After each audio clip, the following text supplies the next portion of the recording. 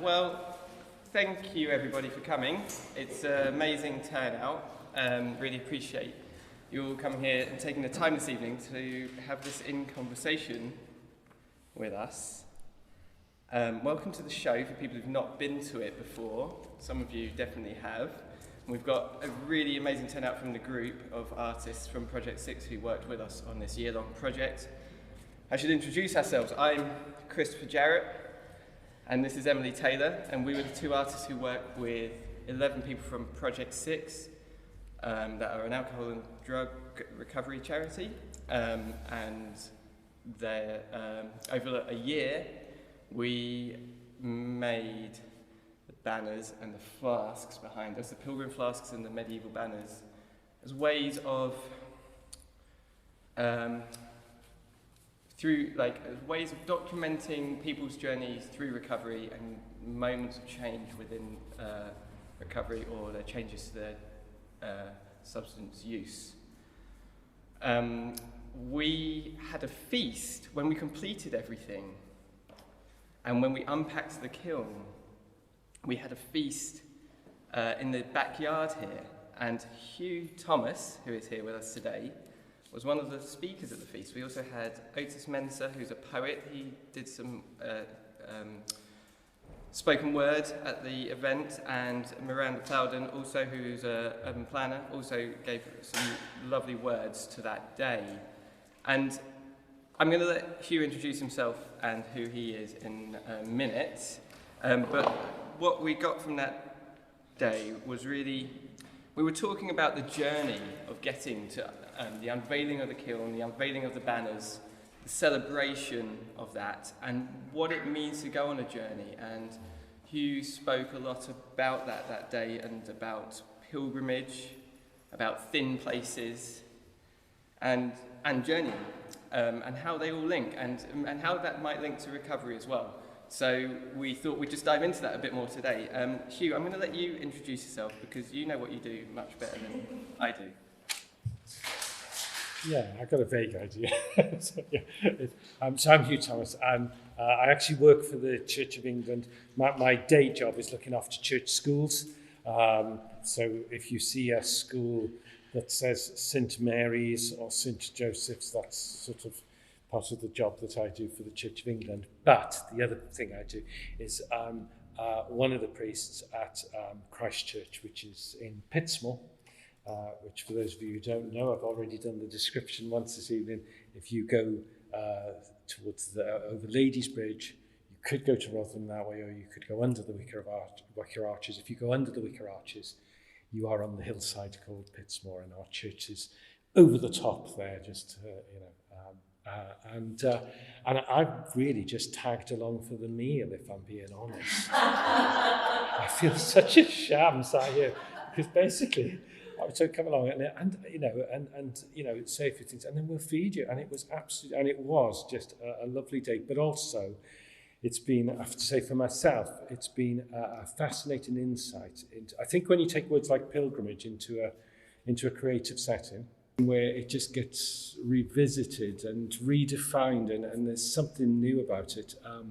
And so much of that as well is around this room. And I would say if you haven't seen the films, in the films particularly as well, the stories of the folks who've done the fantastic work. And the work is an expression, I suppose, as all art is, of something greater as well. So it's been just a joy to join in and be fed. Yeah. So I guess we could start with, maybe Huw, could you describe how you view or define a pilgrimage, or what a pilgrimage is? Yeah, yes, I could, and I suppose I'll do two definitions, and one would be the kind of like the RE teacher's definition, okay? So this is where I could have had my PowerPoint. I could have done it, yeah, we were talking about, but then take it a bit broader as well. So traditionally, journeys that involve some sort of destination that has some spiritual or religious nature to it, and there's sort of the elements of pilgrimage traditionally have been that, you know, there is this place that somehow is worth going to, it holds something, but in itself it's a special place. I heard a lovely, I actually, I'll wander off if I'm not. So I'll That's come back to the that's all definition. right, I'll do my lovely thing in a moment. Okay. So it's that destination. It's the journey to it as well. That is also part of the pilgrimage. Otherwise, you could just basically catch the bus and get off at the other end. And traditionally, I think in religious terms, always seen as having some element of hardship as well. So there are, for example, famous pilgrimages where the last section is done on your knees. There are ones where it's cheating to catch the bus, you have to walk it. There are all sorts of different hardships. There are also ones where people take them, and they do take them as a bit of a, bit of a nice tour, a bit of a holiday to them, but with this destination still in mind. So, a number of churches, for example, in this city will at some point go over to Walsingham over the course of the year. They tend these days to just jump on a coach, go there, have a great time when they're there, but still listen about the destination. But there is something about giving something of yourself in the making of that journey. But I suppose I would then broaden it out as well and say that I think one of the things that the project here has brought home is the fact that there's also something about it, it doesn't need to be to Walsingham. Actually, the folks who've done the stuff around here, they've done pilgrimages to places within this city, but still they have been that committed and with something of putting oneself into it. I say this as not having done one of these myself, having put something of oneself into it. So definitely, a form of pilgrimage. I think always got to be careful in religion, as far as I'm concerned, with tying words down too much, because somebody will always then sort of, make rules about how you can and can't use the word. The lovely example I was going to use was archaeologists apparently have discovered that Avebury, do people know Avebury? Yeah. Which is one of those beautiful, I think Avebury is better than Stonehenge. Right, okay. And I say that as a Welsh person, bearing in mind that the Welsh built Stonehenge, okay, as far as we know, okay. But so Avebury is better, it's more beautiful, it's bigger, I think it's more impressive. Well, apparently, the walkways up and around, the archaeologists are able to tell that they have been trodden like 2,500 years ago. People were treading that ground down, they're able to measure the impact on the ground. So as they can tell, they were walked and walked and walked. 2,500 years ago, they were just walked. But within the circle, that it isn't the same. People walked up to and around, but not within as well. That's the other lovely thing about Avebury is you can't, you're not getting off a coach and seeing it over there. And, So that sort of brings me. No, that's great. That's great, because what I was going to say is, I think there's something really interesting about what role does ritual play within journeying like that. And I think what you're talking about with Avebury there, of people walking around it, but not necessarily entering. Something I'd like to bring, I think Emily can talk much more eloquently than myself about, and that's about through firing of the pots as well. But having a hearth to gather around and firing as a community, but that sort of ritual within that process, I think that's why I wanted to work with you, though, because you, in projects that you set up, you have a lot of time for ritual, and it sits at the heart of what you do. When you're working with the guys up on Manor who built that canoe, the barn was a really special place set apart from daily life on the estate. It was a very different kind of a space, and I think setting up a space set apart and that having rituals within it that guide what the group does, I saw in your practice, and I think is quite important. I don't know, we did that, didn't we? Each week we followed the same pattern, really, it was a ritual of arriving and sitting, and then we'd just talk freely for half an hour about whatever came up, and then we'd move to making a print and talk about whatever came up in the prints for half an hour together, and then the final hour and a half we'd all make, and we sort of followed that ritual, really, didn't we, through, and it became what we did and what sort of held us as a group. Agreed. Yeah, and then moving on, that ritual then became there's that moment of magic or otherness of when the pots go into the kiln, and And if you're group firing, so if you're using wood firing, or we use the new community kiln built here, so that's a gas kiln. It's really big, so you all have to pack it together, and that takes a few hours on itself. It takes half a day, and you don't know with the pots where the flame. So it's my pots that I make. I fire in an electric kiln, so I just turn it on like an oven. It heats up and then it cools down. Pots are done. But gas or wood, you've got a flame that's whipping through the pots and through the kiln, and you don't know where it's going to hit people's pots, and you don't know whose pots are going to be affected and how. So there's sort of, you're coming together as a community, you're putting them all in together, and then you're sort of standing back while change happens, and that takes about 9 hours for the kiln to reach temperature, or sometimes more.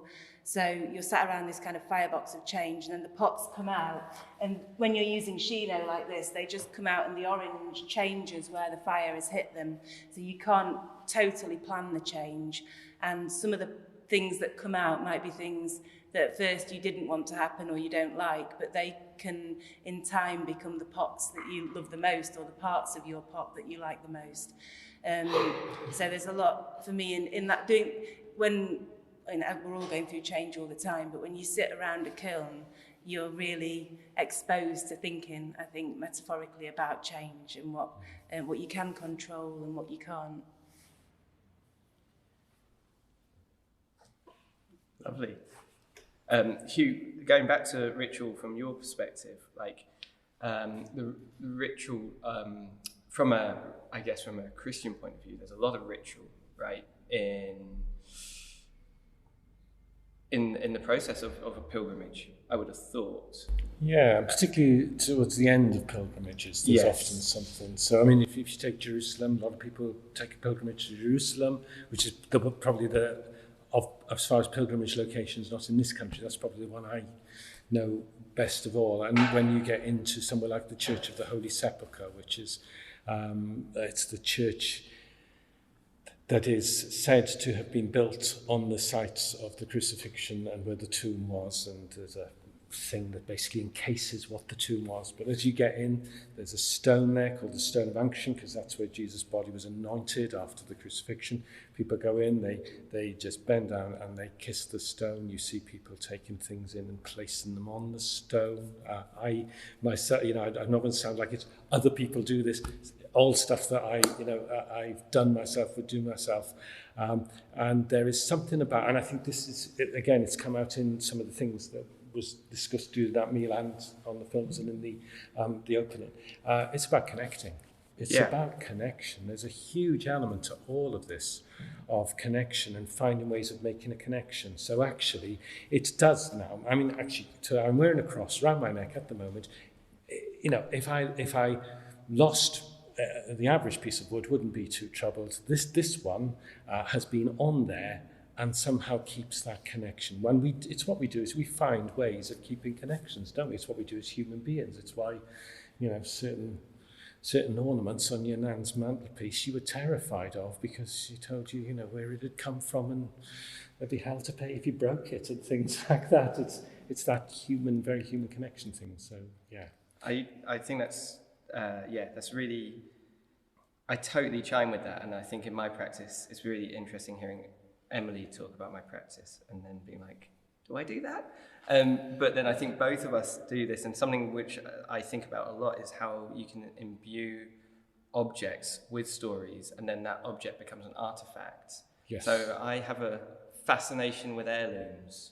Most people often save their heirloom over anything else in a house. Yes. And yet that object has zero monetary, or can often have very little monetary value.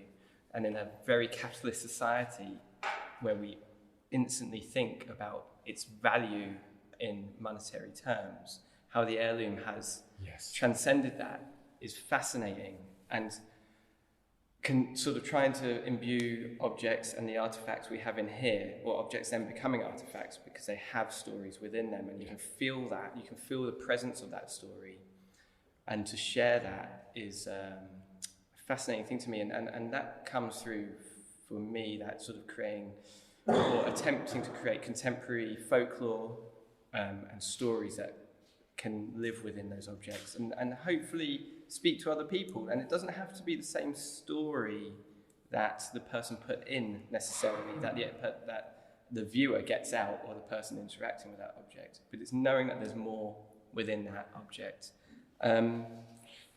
Now, somebody said that at the opening, when I was just standing around chatting, that one of the beautiful things about these is that actually there is obviously a huge amount of storying going on within them, and some of them you can sort of get some idea about what's going on in the story, and others you've just got to think, wow, I wonder what's in there, or you find your own way into them, you know.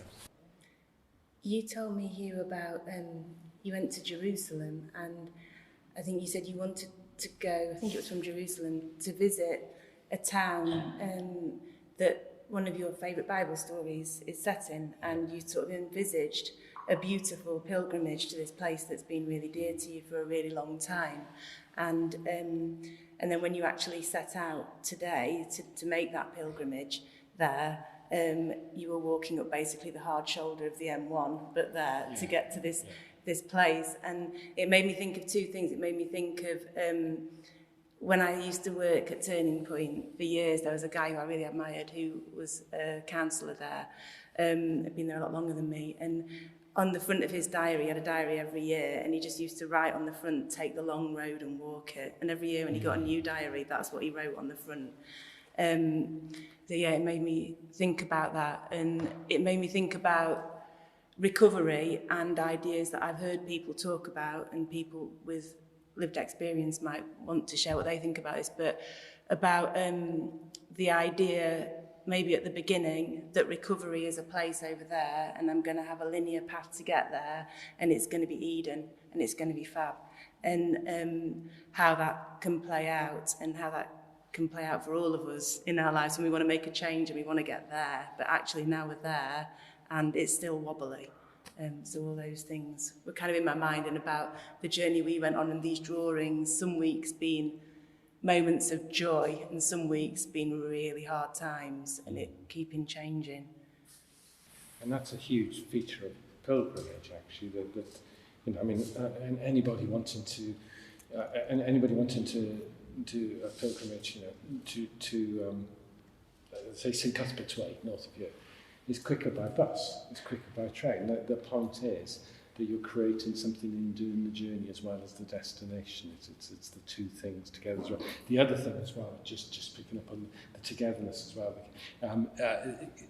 The pilgrimages aren't always, they can be solitary things. Certainly the one I did along a very dreary bit of Israeli highway, which I do not recommend anybody. Do not just latch on to a location in Israel and think, in Palestine, I think I'm going to walk there. Check first to see whether it is the M18 equivalent or something like that.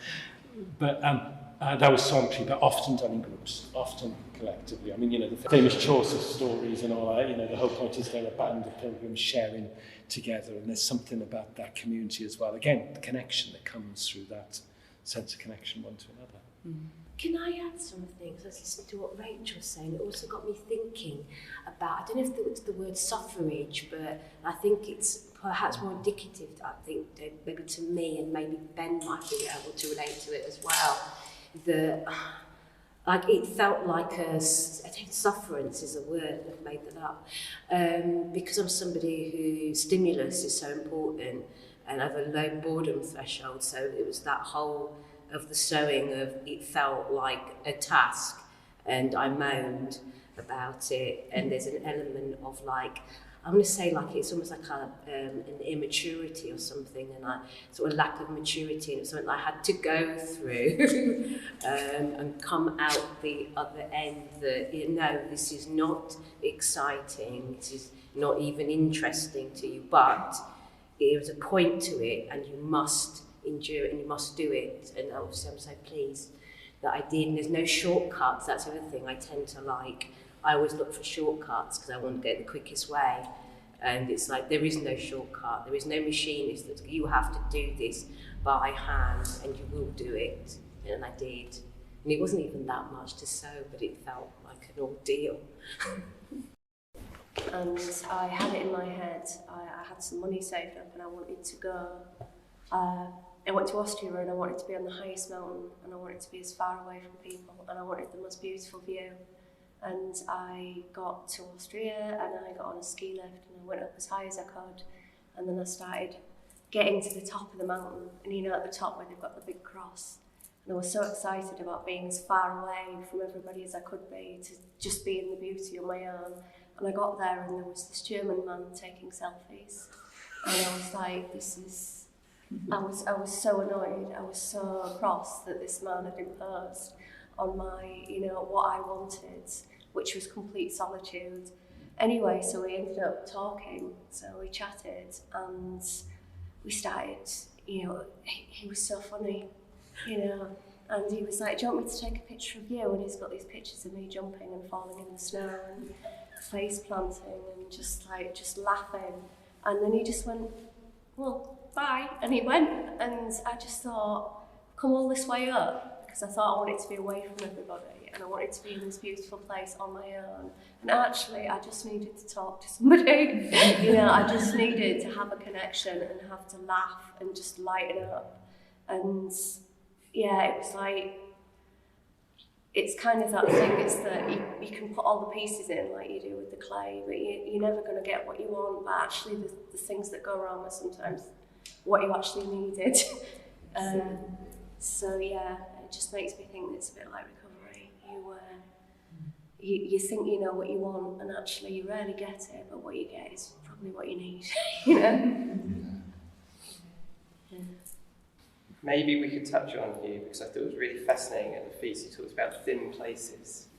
Yes. Can you describe what a thin place? I think there's, again, two ways of describing it. One that is very much, you know, what somebody wearing one of these would say, and one that I hope is a bit broader as well. I personally believe, it's a bit of could sound a bit mumbo-jumbo-ish, but I think take God out of it for a moment. I do believe that certain places hold something. I just do have, I do think there's enough experience of that for myself personally to mean that. Now, whether that's that the collective experience of people does something to a place, or whether that's just that, you know, the fact that so many people have trodden these paths, and we all know they have, that makes that place have something about it, or whether there is something sort of, you know, spiritual going on there. I actually don't know. I've got my own opinions and my own guesswork on that. But the idea of the thin place is that over time people have discovered places that have some sort of, when you get there, there's something special about it. There's some connection there. There's something that happens there that people say they experience there. And that for some people that's a spiritual thing. For other people that is very much associated with the earth. So actually, I take Glastonbury as an example. You know, I'm not an expert in the whole business of ley lines and things like that, but I am told that one of the reasons people love Glastonbury Tour is because of the connections of things across there, which is an area I don't understand. I know there's a legend, which I think is a total legend, that Jesus was there as a child. I think that's, you know, I don't think there's any evidence for that whatsoever. But for some people, Joseph of Arimathea, you know, visiting there, that's why they go for it. But what is the case is that people have brought their stories to that place, and I think possibly, I suppose I'd put out there the idea, it's because there's something hallowed almost about it, that there's something there. Now, there's also a part of it that can be, if you build a whacking great building over something, that can also have that effect on it, particularly if it's a beautiful building that's lovely inside. And so, you know, I mean, yeah, my bunch are in the business of slapping cathedrals on top of places and things like that. And Church of Holy Sepulchre is a good example, though actually some people find it a massive disappointment when they get there because it's very crowded, very smelly. There's often lots of arguments about who's doing what there and stuff like that. I love it. I love the little riotousness about it. But it can be. I think it can be created. It can be imposed. But I also, you know, I don't know what your thoughts are.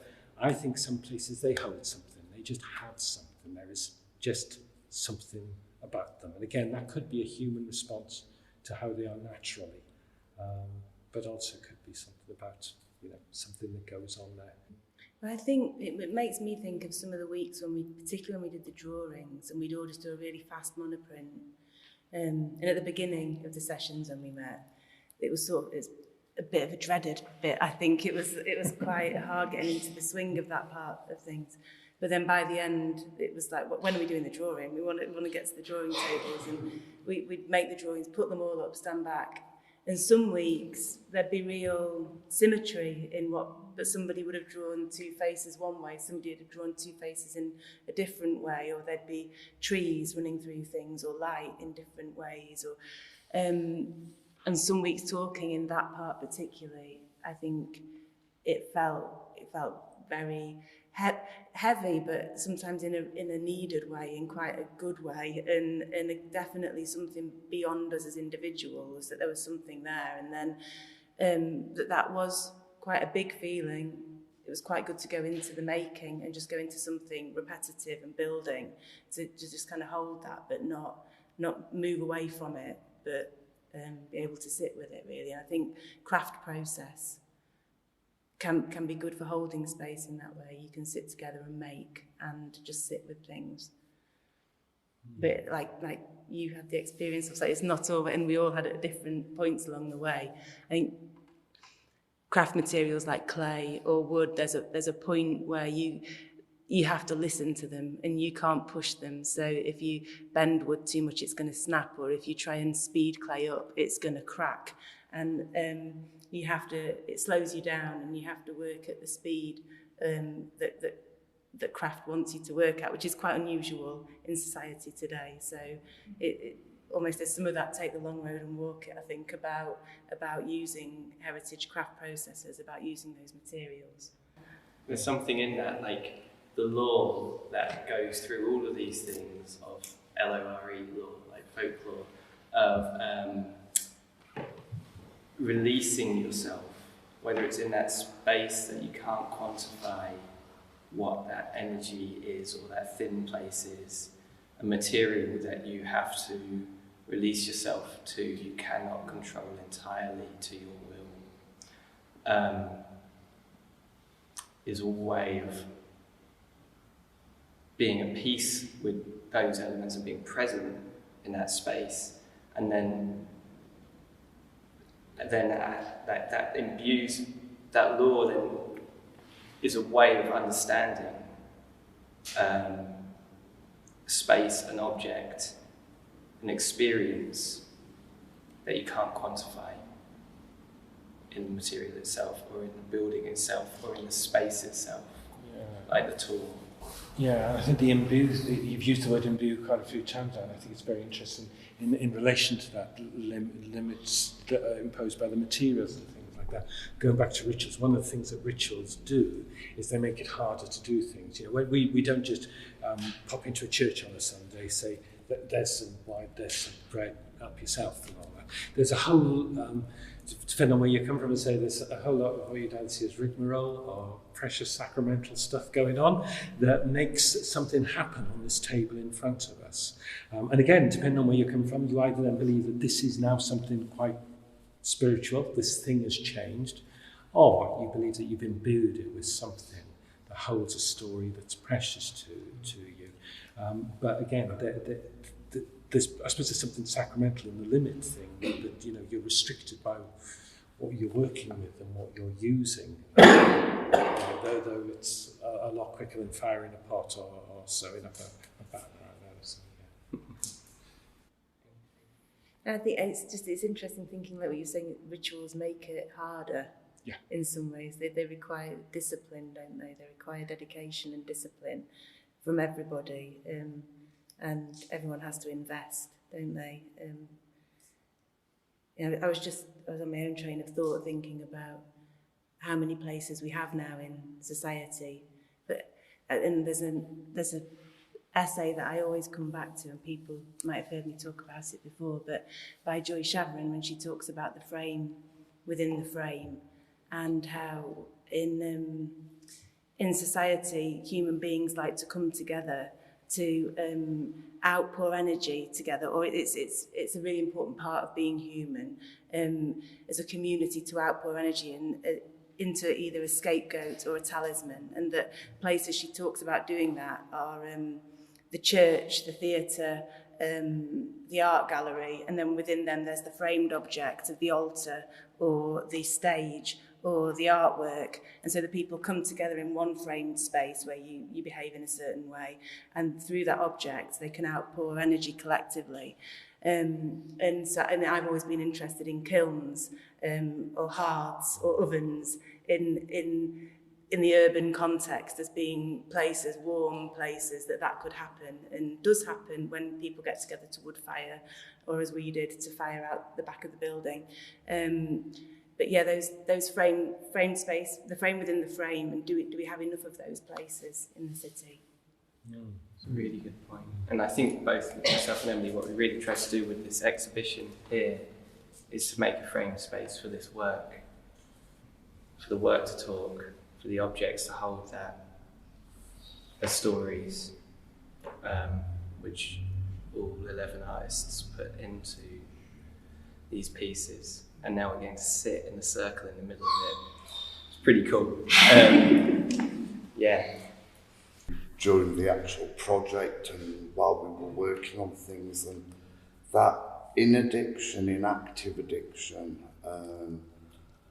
there's something that I feel was probably like good 50% of the actual addiction itself was made up of ritual, and it was a comforting thing that the preparation of the drugs, or the going to pour a drink and have it in a certain glass, or the manner in which you sort of devoted yourself to those sort of practices in addiction, and how that underwent in this like a transformative process of,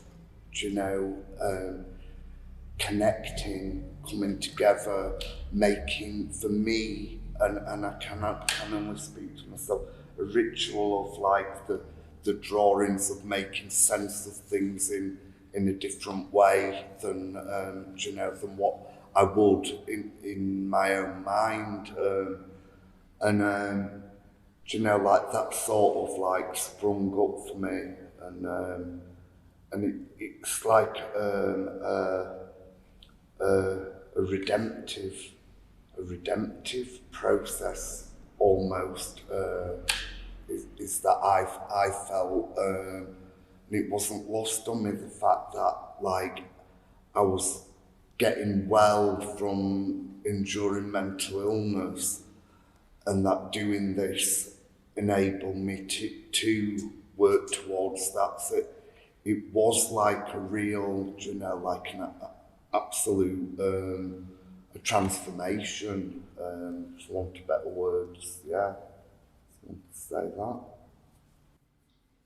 I think this morning it was, I was getting ready to sort of start the day, and I've recently taken on being a lodger. It's my sister, she's between houses, and I was trying to make a bit of room in my wardrobe so that I could move some of the stuff, and shift it around so that we've all got a bit more room. And I remember at the start before I committed to this, I really didn't think it was for me. And my only experience of art was at school. And I remember the art teacher just not being interested in me at all because I wasn't very good. Anyway, this morning as I was shifting stuff in the wardrobe, I found an old yearbook. It just fell out of the wardrobe from the school I used to attend. And the school motto was to be a pilgrim. And it was like, what the? And yeah, and I thought, actually, I've been on a pilgrimage all my life. And it takes different, and I'm still on it. Yeah, I'll bring it in next time, guys. Yeah. But it was just as if something had thought, oh, we'll chuck that out. And the reason I have it after all these years is because I went back to work in the school that I attended and, you know, found things in the archives and things. But yeah, how to be a pilgrim. And that was our hymn. And I suppose that's really quite an important part about the whole thing of to be a pilgrim. And what with you just saying that, once again, it's making me think, so what does that word mean? Because actually, you know, it's more, I suppose I'd be suggesting it's more than tourism. And I think I have been to the same place a few times, and at times I felt like a tourist, and at times I felt like a pilgrim. And I think probably when, and I don't know if this was on my list of what makes a pilgrimage earlier, but I'm probably going to keep adding to the list. But so there is something about pilgrimage that is about, yes, you've got the journey, you've got the destination, you've got the challenge. But in a way, the pilgrimage happens to, we are in some ways the pilgrimage. We are, you know, that something happens that makes us the pilgrimage. Which is where, again, going back to the meal, what was in, and the films and some of the others, the work done on visiting these locations. And you know, so I'm not sure if Sheffield Station would be regarded, or the Millennium Garage would be regarded as a thin place, you know, in sort of, I don't know, in religious terms. But I think there is something about the religious term is the hallowing, the holying of a place, the recognising of its absolute vital importance, and how special and important, you know. And I think that the way in which the project went to those places, and I suppose, you know, I've seen the Millennium Garage flash up over there, as I say, Joe, and did that. I think it's about that connection between person and place. It's always, you know. We all went for something to eat beforehand. In all my years, I don't ever remember walking into a bar, restaurant, cafe. We went to the showroom and thinking, I need to get sat down next to her or him. Oh, Christ, oh sorry. Crumbs. Don't let me get sat next to him. And out of the whole group, it didn't matter where you sat. You were comfortable with whoever was at the side of you.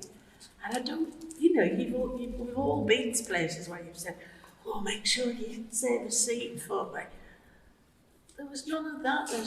There's just this huge bond that you can't see, but you can feel it. Yeah. And that's priceless.